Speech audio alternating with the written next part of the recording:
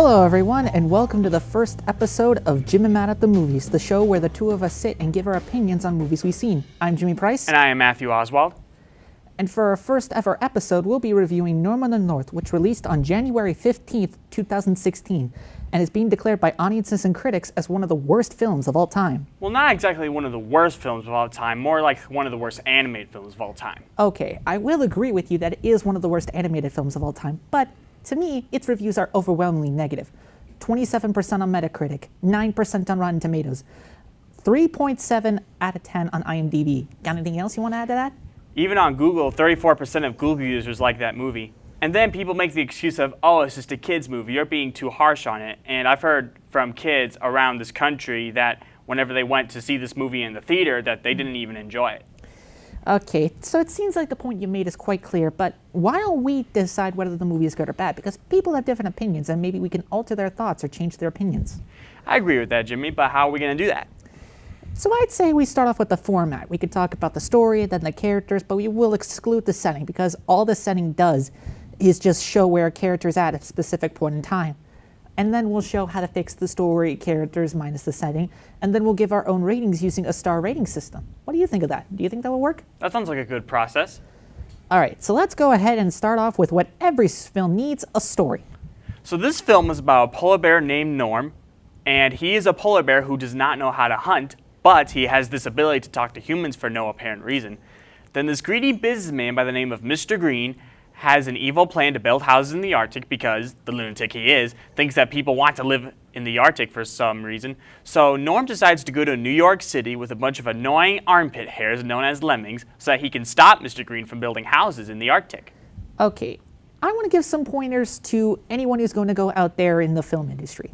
If you are writing a film or writing a script for a film, you have to write it like if it were a story, like if it were from a book. And in Norm on the North's case, it did have a beginning, middle, and end, and it did hook me, but when it dragged me through, it lost me towards the middle, and I completely zoned out at the end because all I was doing is staring at my iPhone. Another thing that contributed to that is the plot holes. Now, with films different to this, they have ways to fix it, like time jumps to different locations. They have ways to fix it, but this was a kid's film, and it did not do that. It just left things bigger, wider, and unfinished. And seriously, I've seen Swiss cheese with less holes than it. So what did you think of this story? What did you think about it? Well, in my opinion, the story just kind of went all over the place here. Like, for an example, why is because there's a lot of things that happen that are not very logical, and also things that happen that don't make sense. Like what? For an example, when Norm goes to New York to stop Mr. Green from building houses in the Arctic, which he is supposed to do, he decides to work for Mr. Green so that Mr. Green can get his approval ratings up so that he can build houses in the Arctic. So Norm's basically going against his own plan, which is trying to save the Arctic, not Mr. Green. He's trying to save the Arctic, but he decides to work for the guy who's trying to build houses in the Arctic. All right, so now that we discussed the story in its entirety, let's see how we could fix it. So let's start off with you. How would you fix the story? All right, how I would improve the story is we have Mr. Green building houses in the Arctic despite approval ratings, which would add like a crime to his character, which would also make him a criminal. And another thing that we could do instead of kidnapping Norm's grandfather for no apparent reason, Mr. Green kidnaps all the animals from the Arctic, and Norm goes to save all of them so that he actually has a reason to go to New York so that he can save his people and the Arctic. That scenario is pretty good, and I like what you said about the whole Mr. Green being a villain. Since this film is endorsed by the Dove Foundation, it's teaching our youth, it's showing them the way to be a better person, and I feel that's exactly what you wanted to do.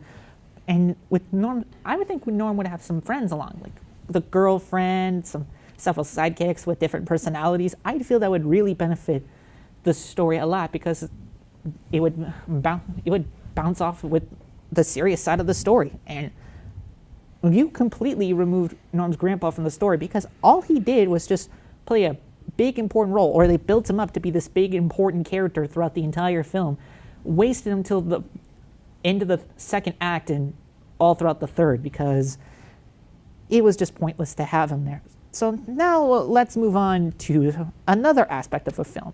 Now, with every film and story, there has to be some characters. And in my opinion, this is another downgrade for me.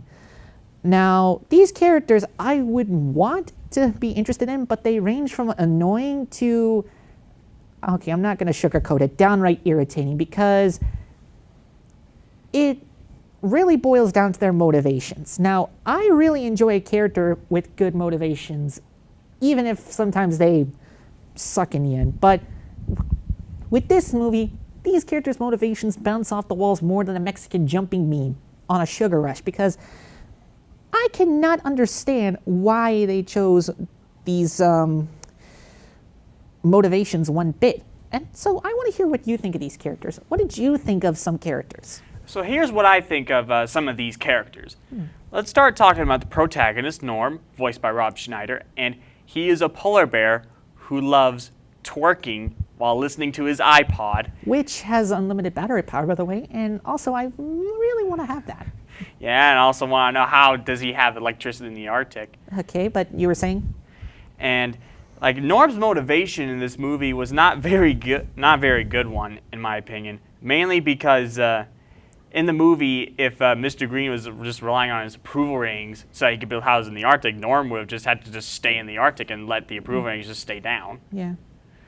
And how we can fix these characters, how we can fix Norm, is have him as a complete outcast. I know he is some of that way in the movie, but we have more of it. Like how exactly? Well, first thing I would add is that the previous king of the Arctic appoints Norm as the next king of the Arctic, and the Norm's like, "What? You're crazy! I'm not king material," something like that. And we have him as a polar bear who just doesn't fit in with all the other polar bears. Like, he could be like socially awkward and things like that that don't make him fit in. Okay, I see what you mean. I see what you're getting, but I feel I could talk about the other characters, because the first thing you want to do if you're making a character is you want to make them interesting, because the way you describe to fix Norm, that's a good change. That is good. That is a way to get people motivated like you or me. The way to do that with these types of characters is have them be different from Norm. Have one be goofy, have one be serious, have one be smart, have one be, you get what I'm saying? And Yeah. over time, they could face a problem with those certain abilities. Like, let's say the goofy one goofs up in a serious moment. The serious one doesn't laugh in a goofy moment. And those can bounce off, creating inner conflict. And the girlfriend, I would really change, because she felt more like a damsel in distress. I mean, she was like, let's take, for example, Quest for Camelot. Or not Quest for Camelot. A Kid in King Arthur's Court. There is a princess in that movie who is really strong, is able to fight like the other knights in the Round Table. But when she gets captured about to the end of the second act and towards the third act, she really became an uninteresting character. She became similar to like Princess Peach from Mario. But really what you want to do is have her be fighting back. And seeing about fighting back, now it's time to give our thoughts using a star rating system. And the way we would do that is by judging the film unedited, untouched by us, just how we perceived from the two of us. And we'll give it a rating based on 5 stars. If we hate it, it's a 0 out of 5. If we like it, it's a 5 out of 5. And everything in between we'll figure out along the way. So Matt, what do you give this movie? I'd give this movie a 0 out of 5 stars, mainly because of the story rarely even makes sense, and the characters are not very interesting. They're more like annoying and cringeworthy. And then also the animation in the movie looks tacky. Well, keep in mind, it's made by the same creators who did the Barbie movies, Open Season, Alpha and Omega. So if you're expecting quality, you're not going to get it. And I would agree with you on some parts. The animation feels more like claymation. The story feels like it was ripped apart by other scripts and taped back together. The characters were more like Uncle Ben's rice than anything else, but I feel like it was trying to give out effort. It was trying to show effort. It was trying to show that it was going to be a good film about the environment, about how greed can corrupt someone, but it really didn't show in the final product. And I feel that could have really really benefit the movie. It could have benefit by showing its effort. So I'll give it a 1 out of 5. Okay. And so now that you heard from us, what did you guys think of the movie? Did you like it or not? And also, if you have any other movies that you want us to review, leave them in the comments below or follow us on our social medias. All right, so that's it from us, but we'll see all of... Wait, what the... Holy moly, what was that? I guess we'll see all of y'all in the next reel, but in the meantime, do you want to check what's going on outside? Yeah, sure. Let's right. do it.